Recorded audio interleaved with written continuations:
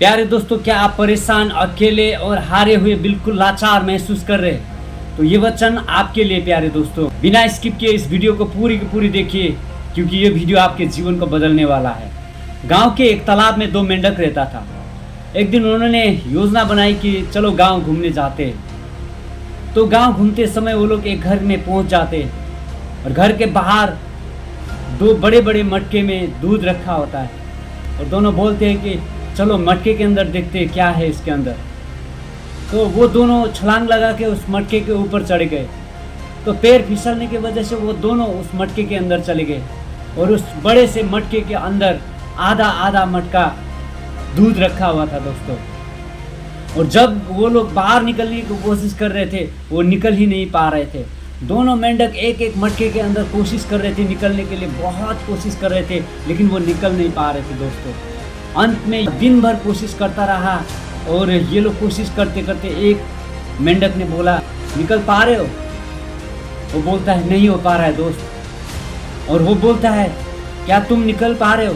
वो बोलता है मैं भी नहीं निकल पा रहा हूँ। वो दोनों कोशिश करता रहता है, लेकिन अंत में एक कहता है दोस्त मुझसे नहीं हो पाएगा, मैं नहीं कर पा रहा हूँ। अब हमारी ज़िंदगी यही ख़त्म हो रहा है क्योंकि हम नहीं निकल पाते। हम तो सिर्फ सूखे ज़मीन में और हम तो पत्थरों में हम छलांग लगाते। पानी भी इतनी गहरा नहीं होता है, लेकिन इस मटके के अंदर तो पैर रखने का जगह भी नहीं है। इसीलिए एक मेंढक हार मान जाता है और वहीं पर डूबकर वो मर जाता है। लेकिन दूसरा मटके में जो मेंढक था वो लगातार कोशिश करता रहता है और पूरी दिन खत्म होने को होता है, लेकिन फिर भी वो मेंढक कोशिश करता रहता है। और अंत में एक पत्थर जैसा गोल चीज में उसका पैर पड़ता है कि उसी में पैर रख के वो छलांग लगाकर बाहर आ जाता है। तो क्या चीज था जो उस मेंढक को बाहर उछलने में सहायता किया था? दरअसल जब वो मेंढक छलांग लगाने के लिए अपना पैर और अपने हाथ लगातार अपने पैर हाथ चला रहा था, वो लगातार कोशिश कर रहा था, उस समय उस दूध में जब वो अपने हाथों को ऐसे हिला रहे थे, अपने पैरों को हिला रहे थे, प्यारे दोस्तों, उसमें से वो दूध में से मलाई में से एक घी का जो गोला बन गया था दोस्तों। उसी गोले के ऊपर पैर रख के वो बाहर छलांग लगाकर निकले थे। हालेलुया। प्यारे दोस्तों, मैं ये कहानी इसलिए आपको बता रहा हूँ, कभी कभी हमारे जीवन में ऐसे सर्कमस्टेंसेस आते हैं, ऐसे परिस्थिति आते हैं, ऐसे हालातें आते हैं, जब हम उस हालात से गुजरते हैं तब हमारे दिल दिमाग में कुछ भी नहीं सोचता है दोस्तों। ऐसे हालात में हम अपनी ज़िंदगी से हार मानने लगते हैं दोस्तों। लेकिन ये मेंढक जो था ना, वो हार नहीं माना। उसने लगातार बाहर निकलने के लिए छलांग लगाता रहा। इसी कोशिश के बावजूद, उसके खुद के कोशिश के कारण वहाँ पर दूध के अंदर एक मलाई से वो घी का एक गोला बन गया था। उसी घी के सहारे से बाहर निकला था मेरे दोस्तों।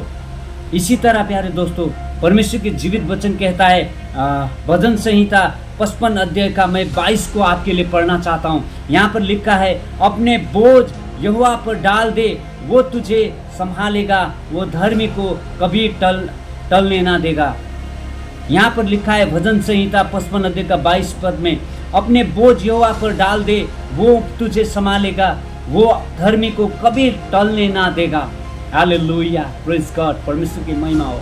प्यारे दोस्तों, हम बहुत बार अपनी ज़िंदगी से हार मान लेते हैं। हम हालातों और परिस्थितियों से हार जाते हैं। क्या आप अपने हालात और परिस्थिति से हार रहे? इस समय कह रहे कि नहीं हो पाएगा मुझसे? प्यारे दोस्तों, क्यों हार रहे आप? उस निराशा में अपने आप को धकेल रहे। आप वैसे नहीं हो, आप हारने के लिए नहीं हो। भजन संहिता 139 अध्याय के 13 पद से लेकर हम अगर देखेंगे तो वहाँ पर लिखा गया कि आपने मुझे मेरी माँ के गर्भ में भयंकर रीति से आपने मुझे बनाया है। प्यारे दोस्तों, अपने आप को कोसना छोड़िए, अपने आप को दोष देना छोड़िए, क्योंकि परमेश्वर ने आपको भयंकर रीति से बनाया है। प्यारे दोस्तों, पता है आपको, हम लड़ाई नहीं लड़ते, बिना लड़ाई लड़े हम हार जाते हैं, क्योंकि हमने अपने मन में वो सारी चीज़ों को हार को बिठा लिया है। आपको पता है सावल और दाऊद में क्या फ़र्क था? क्योंकि सावल ने जो लड़ाई था ना, वो मन में ही हार दिया था, लेकिन दाऊद ने, पता है आपको, वो लड़ाई मन में जीत लिया था।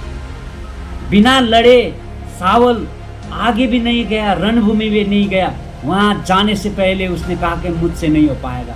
लेकिन आपको ठीक उसके विपरीत अगर दाऊद के मन के बारे में बोले ना, तो दाऊद जो था रणभूमि में जाने से पहले, युद्ध मैदान में जाने से पहले उसने दाऊद ने मन में ठान लिया था कि मैं ये लड़ाई जीत चुका हूँ। अगर आप अपना बोझ आज परमेश्वर को देते हो तो वो आपको हारा हुआ नहीं बल्कि विजय किया गया हुआ या फिर विजयवंत बनाकर आपको खड़ा करेगा मेरे दोस्तों। इसीलिए आप परमेश्वर में बने रहिए, आप बेकार नहीं हो। अपने आप को कोसना छोड़िए, अपने आप को दोष देना छोड़िए। परमेश्वर आपके जीवन में इस समय कुछ भयंकर रीति से आपके जीवन में काम करने वाले होते हैं। प्यारे दोस्तों, कौन है वो लोग? क्या है आपके जीवन में, क्या मायने रखते हैं? क्या आपको लोग दोष दे रहे कि तू कुछ नहीं कर सकता, तू बेकार है? क्या किया है तूने अपने जीवन में? क्या है तुझ में? क्या किया है तूने आज तक? ये सारी चीजें बोलकर आपको डिस्करेज कर रहा है। भाड़ में जाए वो लोग, आप उन सब को छोड़ दो। उन सारी बातों को, वो जो रिजेक्शन की बातें आपके कानों में आ रहा है, उन सारी चीजों को आप खुद वचन के द्वारा रिजेक्ट कर दे। क्योंकि परमेश्वर कहता है 55 अध्याय के भजन संहिता 55 अध्याय के 22 में कि अपना सारा बोझ यहोवा पर डाल दे, वो तुझे संभालेगा। आपको संभालने वाला परमेश्वर खुदावन यहोवा परमेश्वर आपके साथ है। प्यारे दोस्तों, बाइबल कहता है 1 कोरिन्थियों 15 अध्याय का 58 पद में इस तरीके से लिखा गया है, इसलिए हे मेरे प्रिय भाइयों, दृढ़ और अटल रहो और प्रभु के काम में सदा सर्वदा बढ़ते जाओ, क्योंकि ये जानते हो कि तुम्हारे परिश्रम प्रभु में व्यर्थ नहीं जाएगा। हारो मत, हिम्मत मत हारो दोस्तों, क्योंकि परमेश्वर ने आपको हारने के लिए नहीं बल्कि जीतने के लिए और विजय करने के लिए परमेश्वर ने आपको बुलाया है।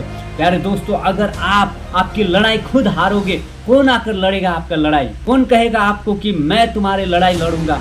तुम पीछे हो जाओ, तुम छोड़ दो ये लड़ाई, मैं तुम्हारे लिए लड़ूंगा। इस संसार में पूरी दुनिया जो स्वार्थ से भरा हुआ, इस दुनिया में आपको आपकी लड़ाई लड़ने वाले कोई भी नहीं मिलेगा दोस्तों। इसीलिए अपना लड़ाई खुद लड़े। आप कमजोर नहीं हो, आप शक्तिशाली परमेश्वर से बनाए गए रचे हुए सृष्टि हो। इसीलिए परमेश्वर आपसे कहता है बार बार, बेटे अपने हियाव को मत खो, बेटी अपने हिम्मत को, अपने साहस को बनाए रखो, अपने विश्वास में बढ़ते रहो, क्योंकि मैं तेरा साथ, परमेश्वर तेरे साथ खड़ा हूँ। भजन संहिता 55 अध्याय का 22 पद कहता है, तू अपना सारा बोझ मुझे दे दे, मैं तुझे संभालूंगा।